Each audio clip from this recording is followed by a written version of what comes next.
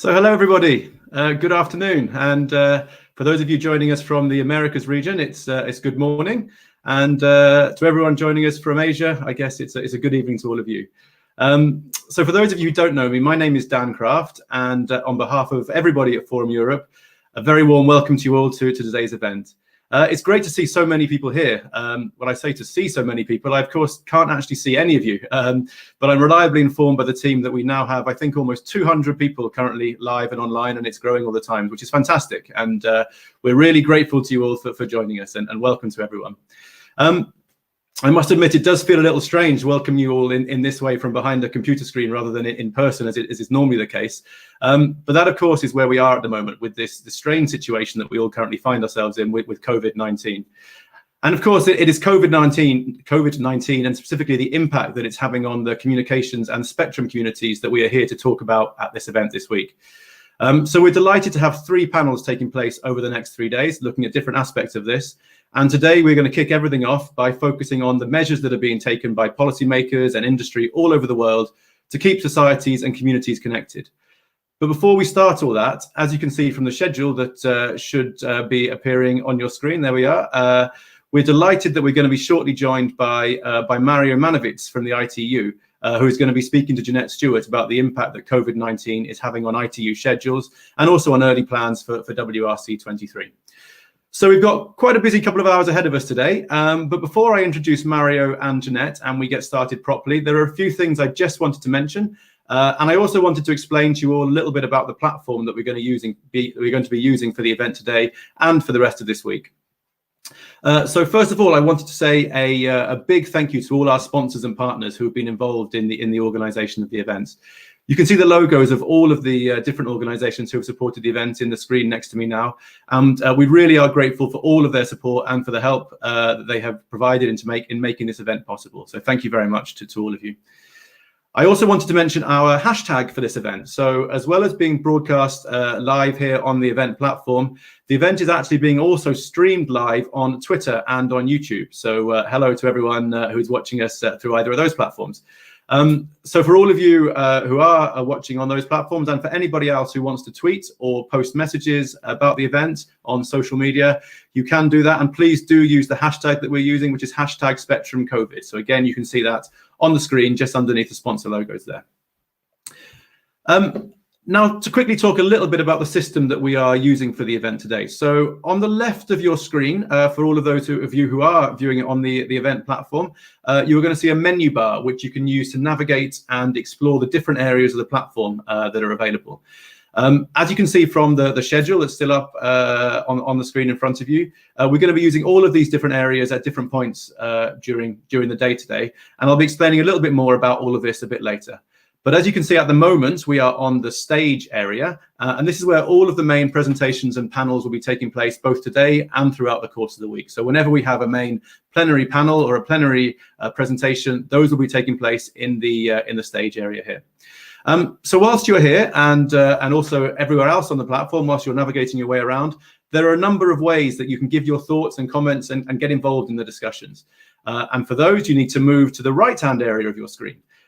So first of all, you will see on the right-hand area of your screen there is the chat bar, and I've seen that a number of you have already been using that to post messages and comments. So this is the area that you can communicate with your fellow participants, and also we do encourage you to post any comments or questions that you have for the speakers, to use the chat function there to post those, and then a selection of those will be forwarded to the moderator and will be used by the moderator as part of the panels and discussions and put to the speakers during the debates. Secondly, next to the chat bar, you will also see a second bar for polls. So we're keen to get all of your opinion as well on a lot of the topics that are going to be addressed by our speakers during the discussions. So we'll be inviting you at various points in the proceedings to give your thoughts and to provide answers to a number of survey questions that we posted there.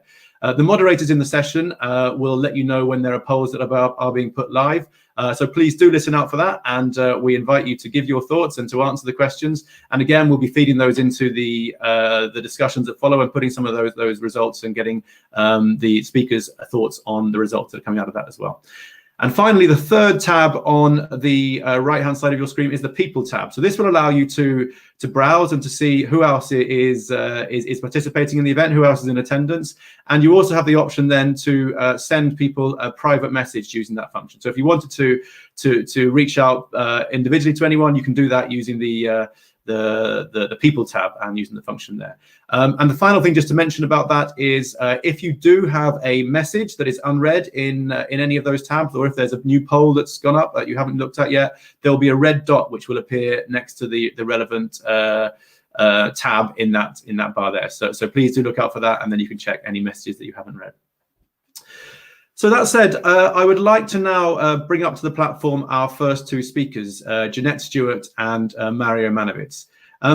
I think it's safe to say that back in October last year, when what was for all intents and purposes a hugely successful World Radio Communications Conference was brought to a close, nobody could quite have foreseen the global crisis that we find ourselves in now, just a few months later. So we're really looking forward to hearing from Mario on how ITU is adapting to the current situations and the plans and schedules for the early preparation of WRC 23 and how those are evolving. So Jeanette, I would like to now pass over to you to open our first session and of course to introduce Mario. So Jeanette, over to you. Thank you. Dan, thank you very much. Good afternoon, good morning, good evening, everybody. So my name is Jeanette Stewart. I'm a principal in Analysys Mason. I work in the Analysys Mason's consulting team. For those of you who are not aware of us, we are telecoms, media and technology consultancy and research people. I'm joining you from my lockdown location in the UK. My background is in wireless network and spectrum issues. So I'm delighted to be joined today by Mr. Mario Maniewicz, who is joining us from the Radio Communications Bureau of the ITU in Geneva. He's director of the Bureau. This first session is about the Bureau's response to the COVID-19 pandemic, and we're going to be having a discussion followed by questions from anybody who wishes to ask a question from this event. So Mario, welcome. Looking forward to speaking to you.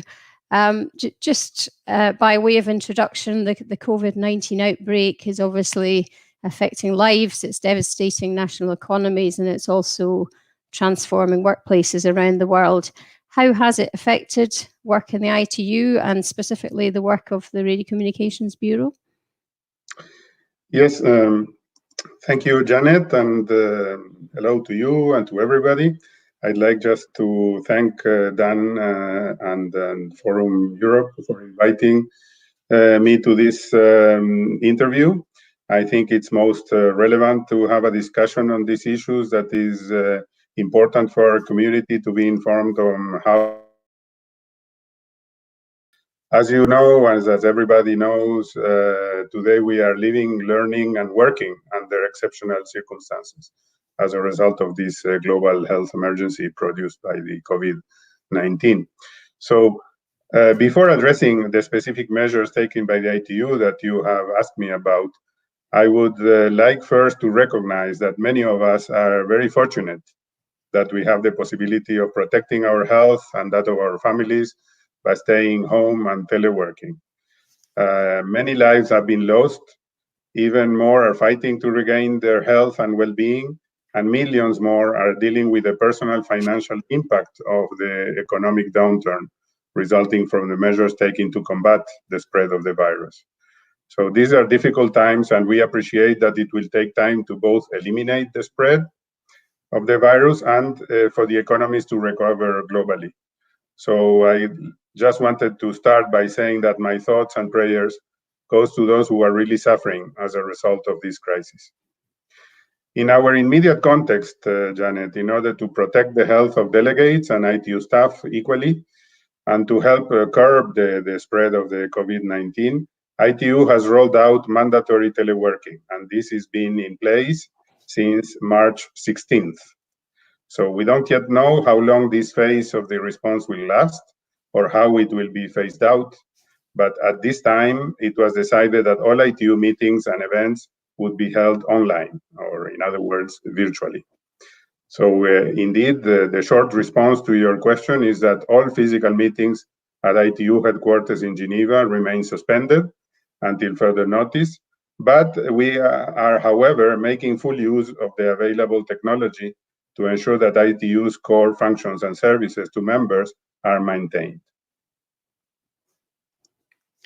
Thank you. So just turning to your role specifically within the Radio Communications Bureau, how have these measures affected the work of the Bureau? Mm-hmm. Well, the Radio Communication Bureau remains open, virtually, of course, for key meetings and for consultation with our members. So please note that while convening the meetings of the ITUR study groups and the working parties is an important part of the work of the BR, we do a lot more than that. And just to name one of the most important activities that you will know, we held a very successful WRC 19 last year. So the BR is now working very hard to take the results of the conference and publish the 2020 version of the radio regulations. And despite this COVID crisis, this work is ongoing and it will be accomplished later this year on schedule. So just to give you a hint of our main activities so far, on March 25th, the Radio Communication Bureau held its first ever virtual radio regulations board meeting with simultaneous interpretation in English, French, and Russian. All 12 members of the board, connecting from 12 different countries, joined the meeting virtually, along with the BR director and the BR subject matter experts. This shortened version of the board meeting was held because the board had important issues it had to address that could not be postponed to its July meeting.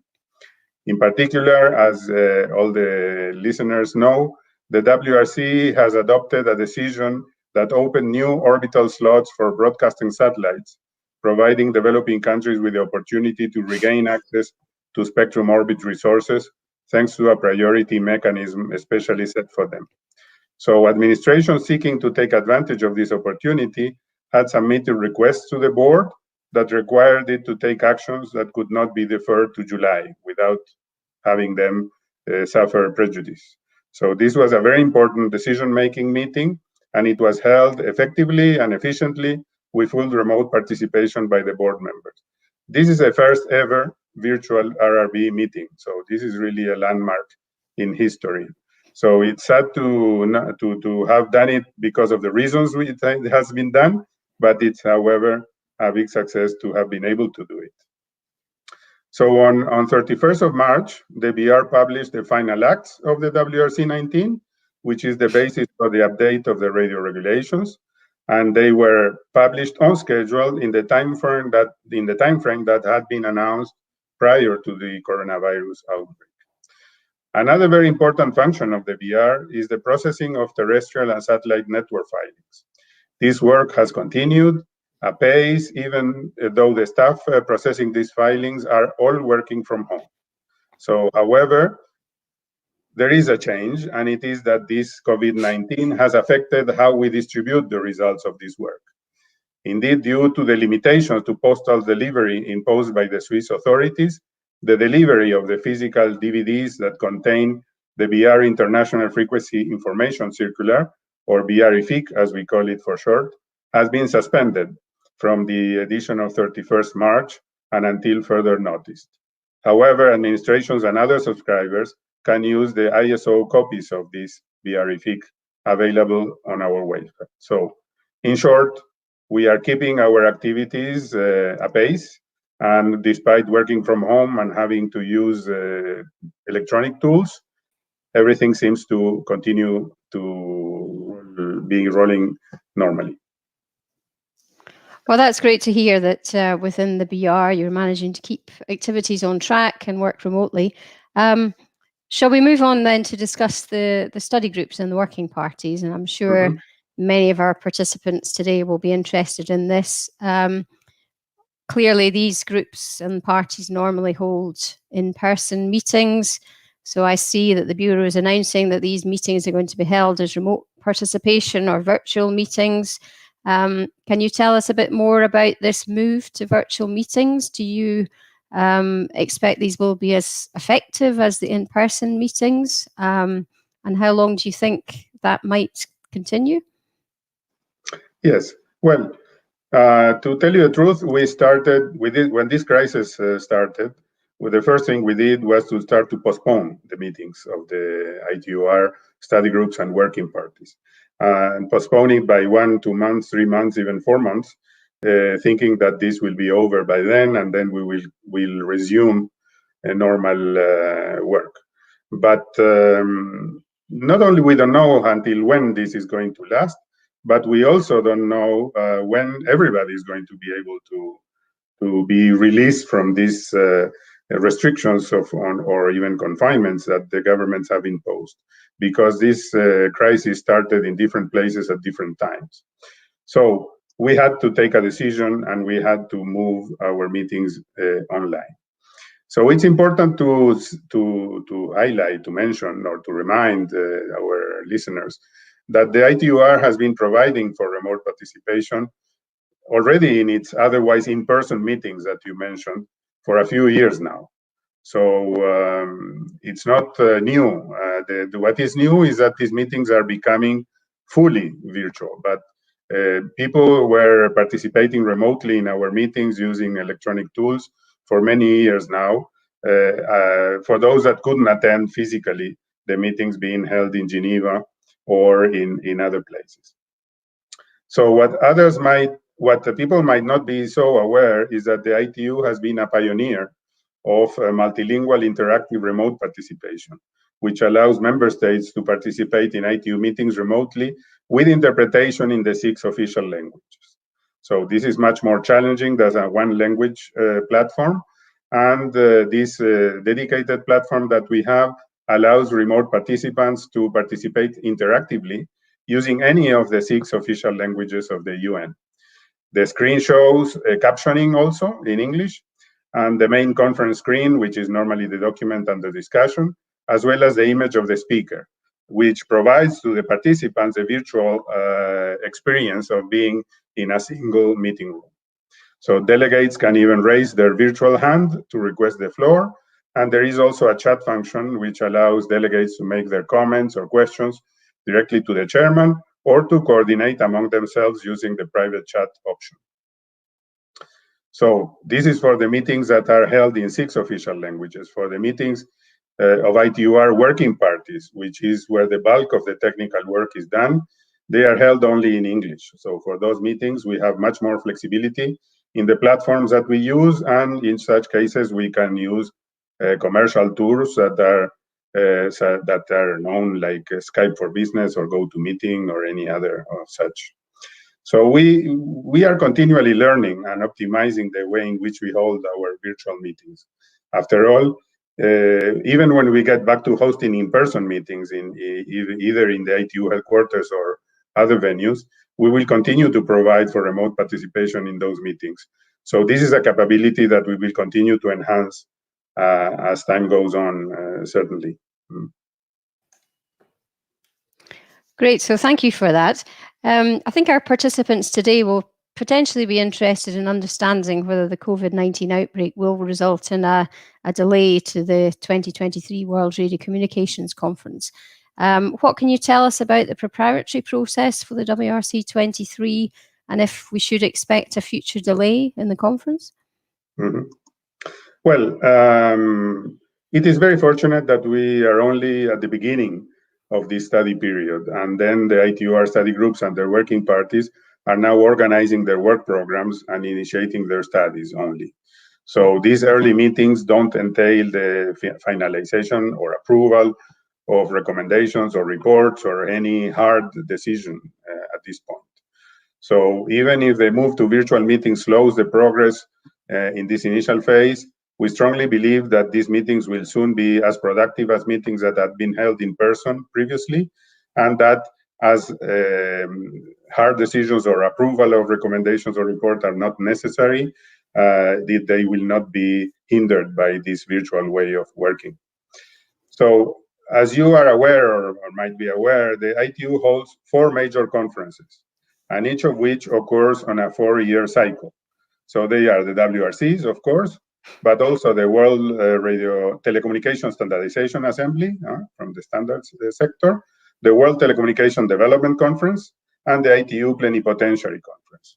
So the ITU membership regularized this conference on a 4-year cycle because it was more efficient and cost-effective to support them with a centralized conference support organization, as well as for the member states to attend only one such major conference per year.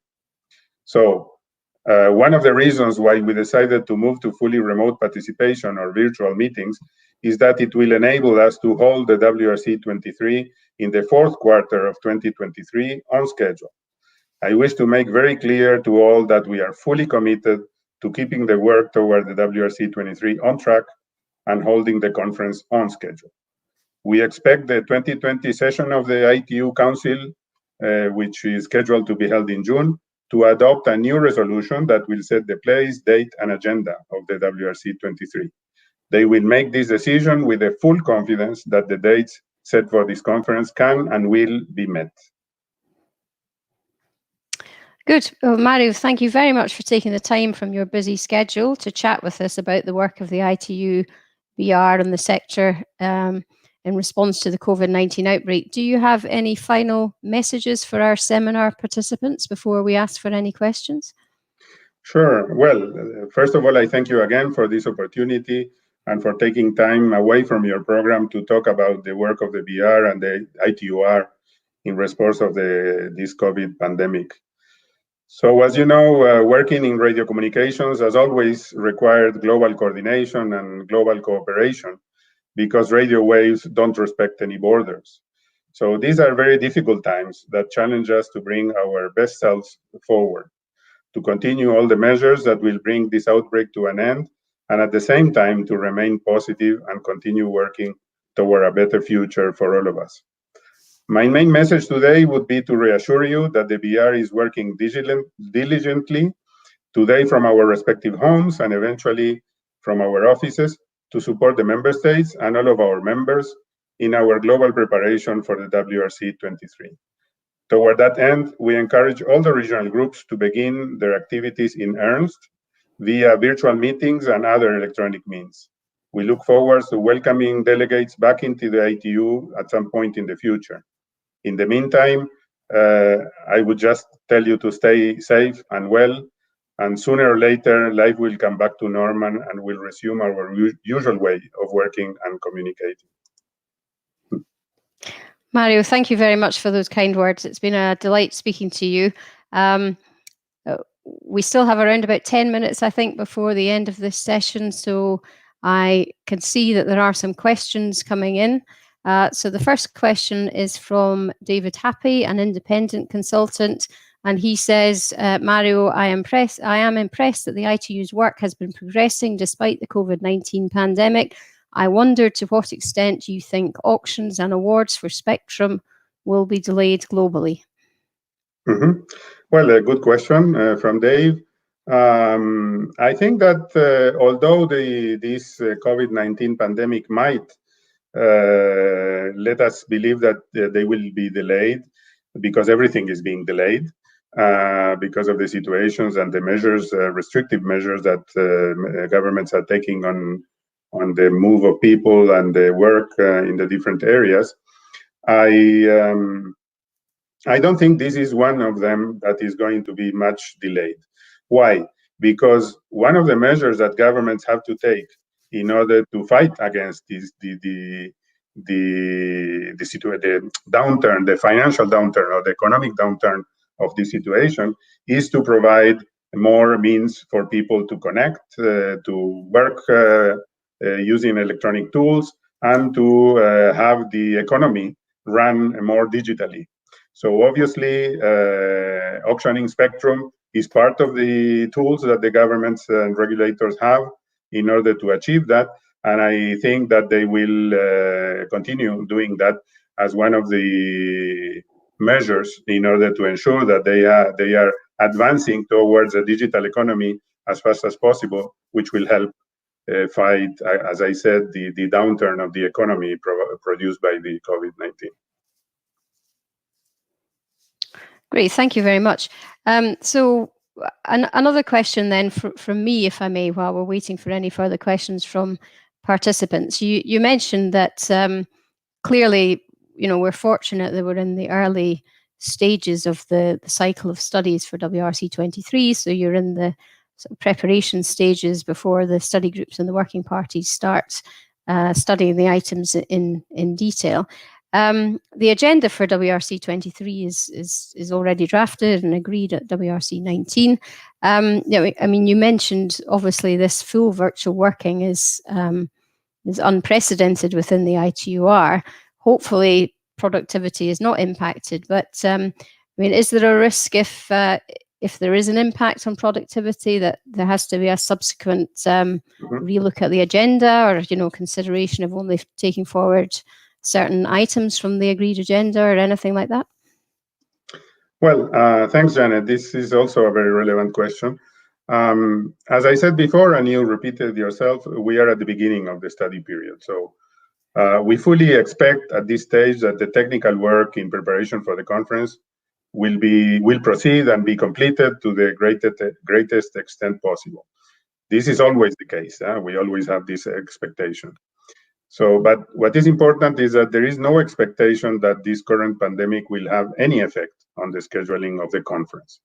So, as usual, the conference will work on the basis of the technical studies and subsequent proposals made to the conference. And the ITUR study groups will have all the tools that they need to work effectively using virtual meetings. So we all look forward to that time when we can again meet delegates back in Geneva, as I said, or wherever the meetings are going to be held. But in the meantime, we encourage everyone with an interest in the items on the agenda of WRC to get to work on those technical studies and participate in the ITUR activities rather than speculate with a postponement of the conference. Having said that, and in order to address on your specific concern about the agenda of the conference, let me remind you that all the WRCs make decisions based on the results of the studies that have been conducted during the study period. So it's not unusual for some studies to not have been completed to the satisfaction of all delegations. So in those instances, the conference may decide to address some elements of an agenda item and defer others to a future conference. So this is normal procedure.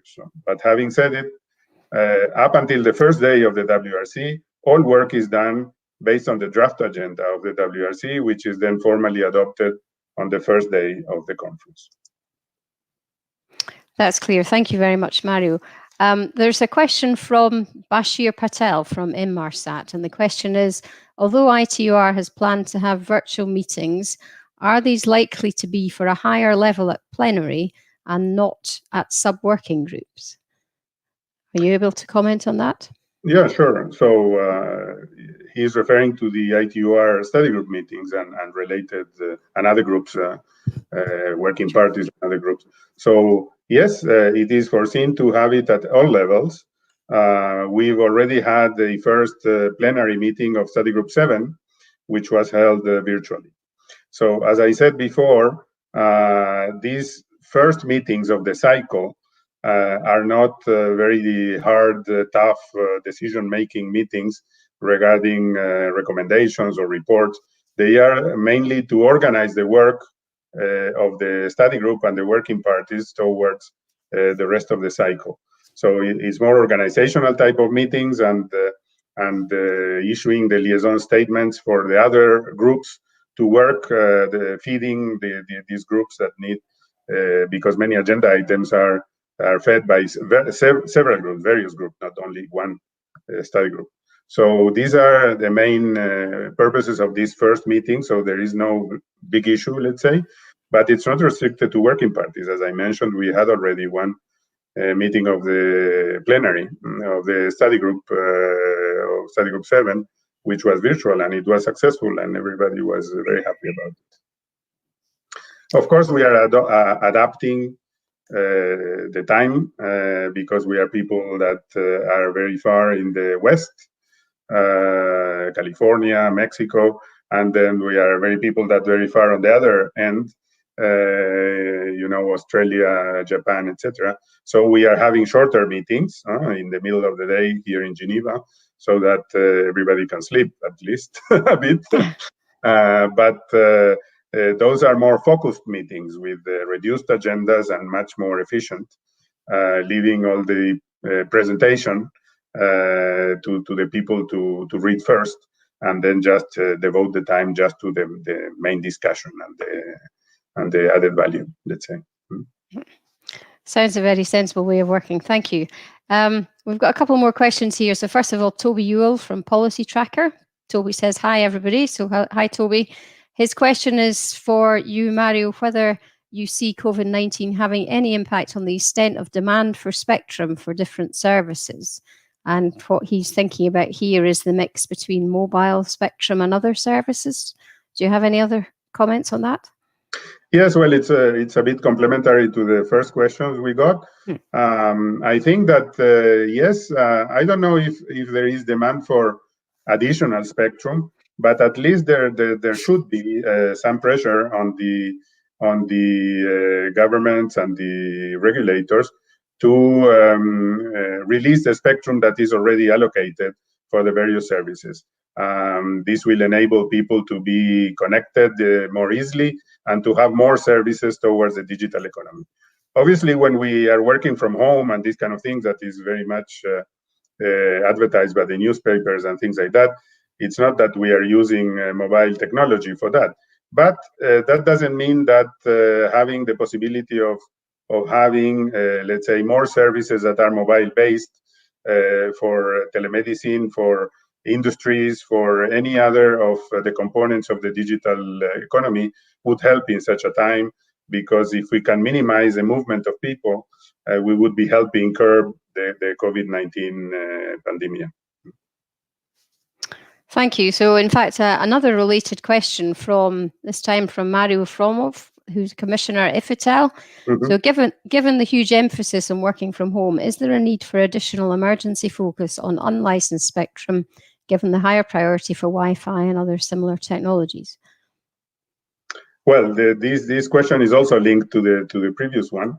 I think that what we are surcharging when we work from home, and we see this from the reports from the operators, national operators, is the network that the operators are. It's not the Wi-Fi at home that is surcharged. What is surcharged is their own network, because they cannot cope with the traffic that they have. We have a mix of things. We have people that are working from home, but we have also younger people, let's say, because I think people of all ages do what I'm going to say. They're staying at home and then entertaining themselves. So all the streaming and all the video sharing, which is really the heavy elements that the network has to carry, are there more present than ever, because people are not out. They are staying at home and doing that. And so these are surcharging the network. But so what the operators have been facing is how to manage all this traffic in a way that will not make the network collapse. So by having more Wi-Fi, I mean, we will have, let's say, easier access for the last kilometer or last mile, depending where you are.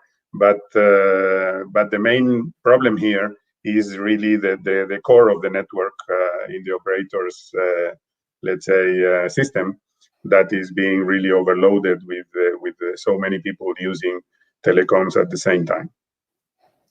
Well, I'm sure we'll return to be discussing some of these themes in the remainder of this this conference over the next couple of days. We just have a couple of minutes left. So, Mario, one final question from Daniel Obam from the Kenya government. How will the BR work with ITU regional organizations in the WRC 23 preparations?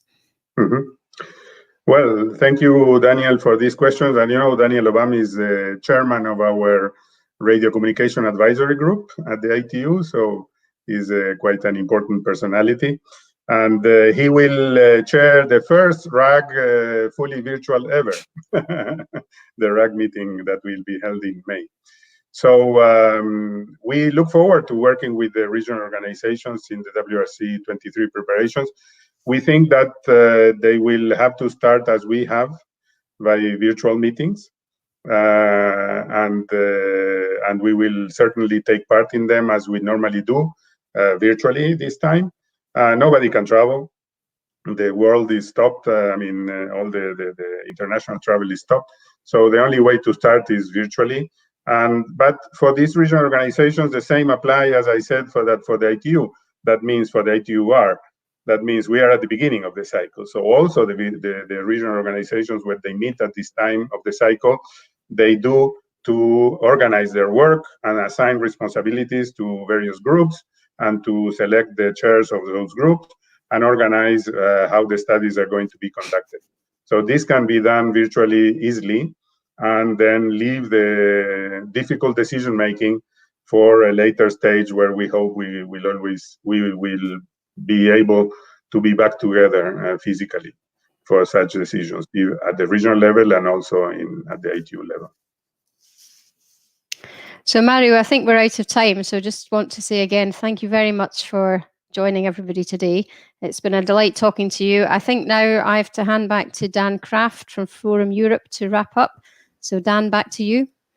Thank you, Jeanette. Thank you so much. And yeah, thank you very much for that hugely interesting session. And Mario, especially to yourself as well. I think it was really, really useful to hear directly from yourself on the schedule for ITU. And I'm sure everyone who is watching around the world will agree that was a fantastic way to kick off this week's event. So thank you both so much for that. And we hope that you're both, I think from speaking to you beforehand, I think both of you are hoping to be able to stick around and watch some more of the proceedings today and hopefully tomorrow and Thursday. So yeah, looking forward to hopefully having your contributions other way following that. But thank you both very much again. I'm just going to bring up the program again for the schedule. So next up, we have a networking break. So we have 20 minutes now for all of you to explore the platform and particularly to look at a couple of areas, the networking area and the expo area, before we're back here on the stage in about 20 minutes or so for the next session. So just to tell you a little bit more now about the two areas, the networking area and the expo area. So as the name would suggest, the networking area is where you can go to network. It's the main area that you need to head to connect with other attendees. So when you get into the networking area, you will have the opportunity to get matched up and to speak to other participants for short one-to-one video chats. So there's a chance to have a conversation with people, maybe to meet some new people, maybe to connect with some people that you know already. And there is an option there to exchange contact details then, which will be available to you afterwards. So it's kind of a virtual business card exchange, I suppose. So there is the option to do that. So in preparation for that, if you wanted to edit your contact information or to add any additional contact information, you can add things like your LinkedIn profile. You can do that by clicking on the button at the top right-hand corner of the screen. There should be a button there which will have either, I think, your initials on it or otherwise be showing your photo. So the option to do that. And then once you get into the networking area, you can then, as I say, chat with other people in there and choose to exchange contact details then if you like. And then the other area you'll see on the left-hand side is the exhibition area. So please do have a look and check out some of our partner exhibition booths which are available there. So we have about 7 or 8 booths available. And you'll find a number of them displaying videos, reports, white papers, and much, much more. And a lot of those are talking specifically how they are adapting and how different people, different sectors, different organizations are dealing with the current pandemic and with COVID-19 and the measures that are being put in place. So please do have a look and explore that area as well. And one other thing just to mention, if you are in the exhibition area, you'll also find there the event help desk. So if you do have any questions that you wanted to ask the event team or any issues at all, then please do head to that event help desk. So my colleague Anna is in the help desk. She'll be there live to speak with you and to answer any questions that you may have. So the help desk again is in the exhibition area as well. So please do enjoy the networking area, go and connect with people there, have a look at the exhibition area, but please make sure you are back here at the stage in 20 minutes for the next panel. So the next panel we have is going to be looking at keeping the world connected in times of crisis. And as you can see, we have a excellent lineup of speakers from both policy and industry side to be discussing that. So we're looking forward to seeing you back here in about 20 minutes. So having said that, I'd like to again invite you all to please check out the networking area and exhibition area. And once again, show my appreciation and I'm sure show all of your appreciation to Jeanette and Mario for that fantastic first session. So thank you very much and see you back here in 20 minutes. Thank you.